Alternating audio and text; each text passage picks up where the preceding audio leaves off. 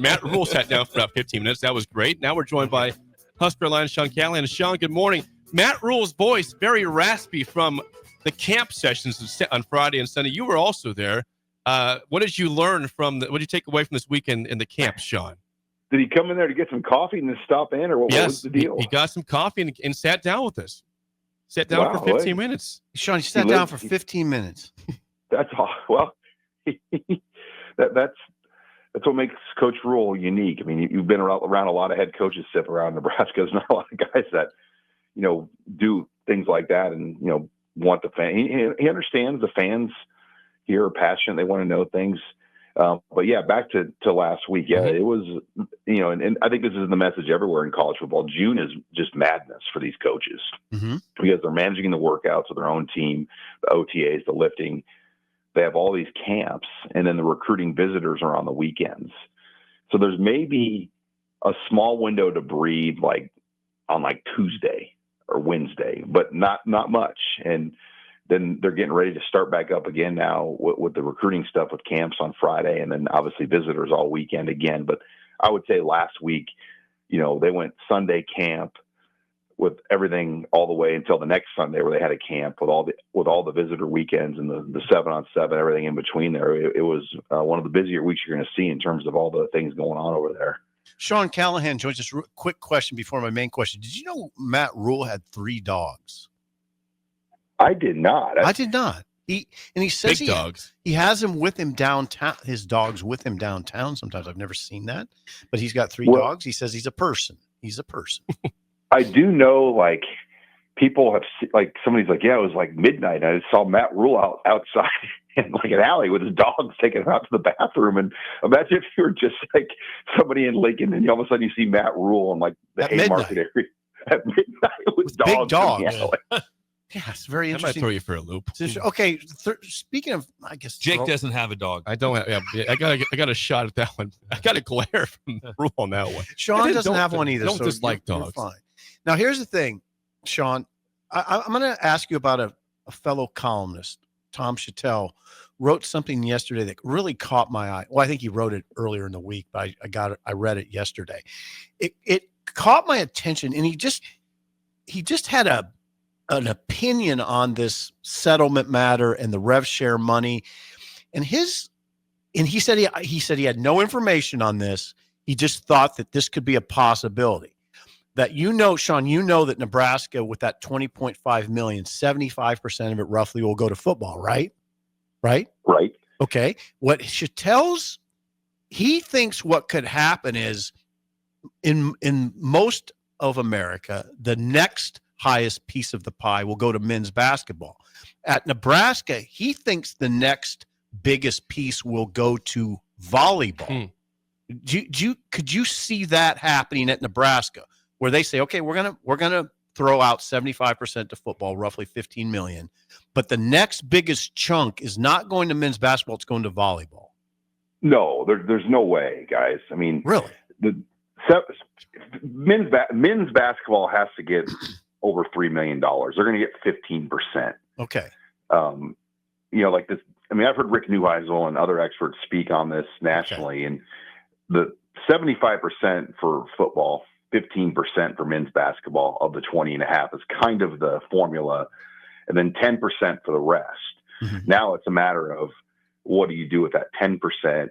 And for volleyball, if let's just say if they were in the 500,000 to $1 million range, that would be the top of the market. Probably there's not going to be very many schools nationally that do that. So there's no need. I mean, that would just be wild if you paid volleyball more than basketball, because you wouldn't need to, because the market of the NIL. Okay. Whatever Nebraska does, though, Troy Dannon has said this on the record when Danny Busboom was hired, that the volleyball program, whatever the standard is for top NIL, we're going to set it. And who is that competition for volleyball? It's probably Texas. I don't know if it's Wisconsin necessarily. I think they'll have NIL, but you'll see some teams like Wisconsin, obviously, in that discussion. Penn State probably in that discussion. But yeah, I think Texas is probably the main competitor. But again, how much of that 20.5 is Texas going to take away from football and basketball? But you have to go football and basketball. Basketball still is the second most revenue-bearing sport. PBA, last time I checked, is ranked, 10th to 15th in national attendance for men's basketball, which is pretty remarkable. But yeah, volleyball is going to be up there. I think the better question is what will be the split between women's basketball and volleyball, like in terms of their NIL. Like that's probably the better discussion because there probably aren't going to be very many schools that would give the volleyball more than women's basketball. But Nebraska would be obviously one of those places where it makes sense. And then what's left over for the rest? Like what is baseball, wrestling? Do any of those sports get a piece of the 20.5, or are they going to have to be more of the true NIL? Okay, Sean Callahan of On3, Husker Online. Nebraska got a sizable commitment, literally and figuratively, from Rex Waterman, an offensive lineman from Arizona yesterday. Rex Waterman. Okay, now what's in the hopper? This takes the number to 5 for Nebraska's class of 2026. How quickly are we going to add guys now as June goes forward? Yeah, and really, you see what I'm saying? I have a hard time saying 5 because Bonwell Whitty, I don't even know if he's really truly a commit.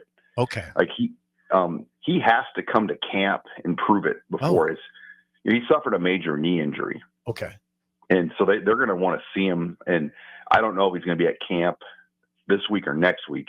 So he's not on the official visitor list, so if that adds up. So it's really probably 4. Then obviously Brownell, CJ Brownell is up in the air. But yeah, Hayden Ainsworth, is the offensive lineman out of Mississippi. I'd say that looks really promising. Luke Sorensen, the tight end from the West Coast, he's definitely, I think, in line for Nebraska to get a commit from the weekend. Okay. I mean, those are some of the big ones. Obviously, you mentioned Rex Waterman.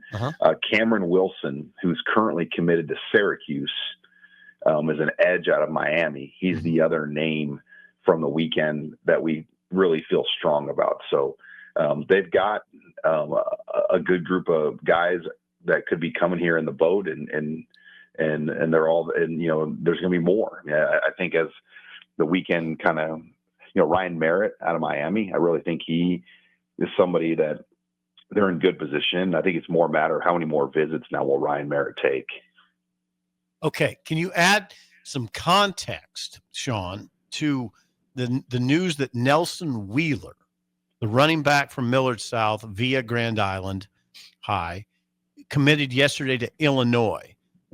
That's always, Nebraska fans is going to raise their eyebrows. What is, please add some context. Yeah. I mean, he's the 12th ranked prospect in the state on our On3 in-state rankings, transferred from Grand Island, had a very good year on an 0-9 team at Grand Island, then left and moved for opportunities to get more recognition. It's paid off big time for him. If he's still in Grand Island right now, it's really hard to say what kind of attention he'd be getting in recruiting, if any. So the move to Millard South for him has definitely got his name out there quickly. When healthy, he's a 10-6, 10-7 guy. That's fast. Yeah. Or I shouldn't say when healthy. He didn't run track this spring, and I think that might have had to do with him transferring and the eligibility of that. You have to sit out some days.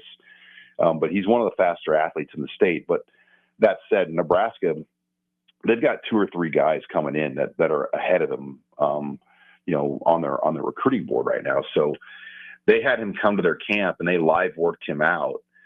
They chose not to offer, and Wisconsin had him on their list for a while, and all his visit to Wisconsin got taken off the board for whatever odd reason. So I think he's a good running back. I don't think he is necessarily your top of the board running back, if that makes sense. I think there's going to be other guys, and for Nebraska, they've got one, Brian Monner, that was just here this weekend, that they've been all in on, and that's been their focus. And they're only going to probably take one running back in this recruiting class, so it is important. And then Jamal Rhule comes in this weekend out of North Carolina, their second, another running back. So they've got their board set, and that's what fans have to understand. They have a third running back coming in on the next weekend after, Desmond Walker. So they've got 3 backs that were scheduled to come in 3 consecutive weekends. So that is their board if you're trying to kind of break down the recruiting and who the guys are. So my Husker Online, Sean Callahan. Sean, former Bama quarterback, current broadcaster Greg McElroy says Nebraska could be a fringe top 10 defense. Not right now, but they're in the fringe of it. But we've seen Ty Robinson tearing it up right now with the Eagles in the offseason. I'm curious, with all the questions on the defensive line, can you put Nebraska in that conversation right now like McElroy did? I mean, that's a big job. That'd be really, really good for John Butler if he could get that group to that level, because you're losing a lot of production.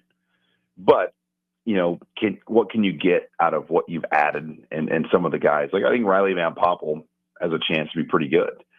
And, some of the other guys they're bringing in, and they brought in from the transfer portal, Williams Winery, can they get him up to a high level? I mean, there's a lot there, but I love the back seven. I think they have good linebackers. I think they have a veteran secondary that's healthy now together.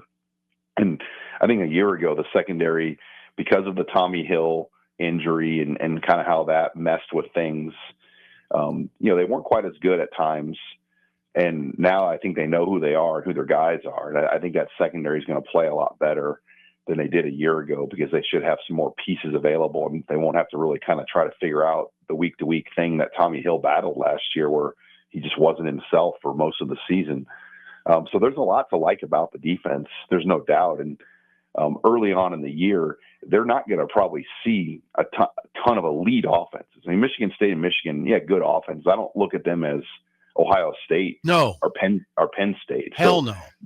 They're going to see some good good matchups when you kind of look at them. I mean, Lincoln Riley, we know is going to be a tough matchup for him. Yes. UCLA with Nico is going to be a tough matchup for him. Yes. But early in the year, they've got a good stretch to kind of develop with their identity. Good point. Sean Callahan joins us from Husker Online. Sean, what's next? What's the next big camp over there on the calendar that people should be aware of? Well, there's really 3 left. Friday this week, Friday Night Lights. And then the following week is the Thursday night throwdown. It's basically another version of Friday Night Lights. And then they're also going to, on that same Thursday, run the postgraduate camp. Oh, okay. And one thing I need to get clarification on with that is, if they took a player out of that camp as a 2025 roster addition, would that player be protected as far as not having to count towards a future 105? Because my understanding is all the 2025 guys right now are protected because they signed letters of intent for different rules.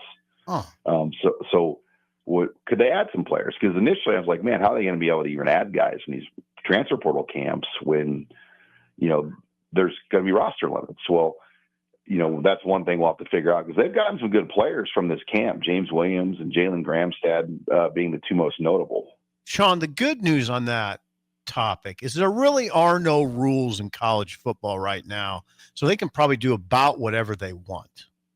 and it comes down to who shows up, and you never know who's going to show up to those camps. Like Jalen Gramstad showed up last year unannounced as the National Player of the Year. And now he's their number 2 quarterback. Yeah, interesting. Sean, always good stuff. Thanks for the time. We will chat with you again next week. All right. Thanks, guys.